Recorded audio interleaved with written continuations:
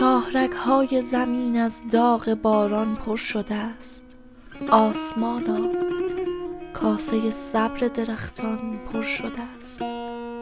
زندگی چون ساعت شماطه دار کهنه ای از توقف ها و رفتن های یکسان پر شده است. چای می نوشم که با غفلت فراموشت کنم. چای می نوشم که با غفلت فراموشت کنم.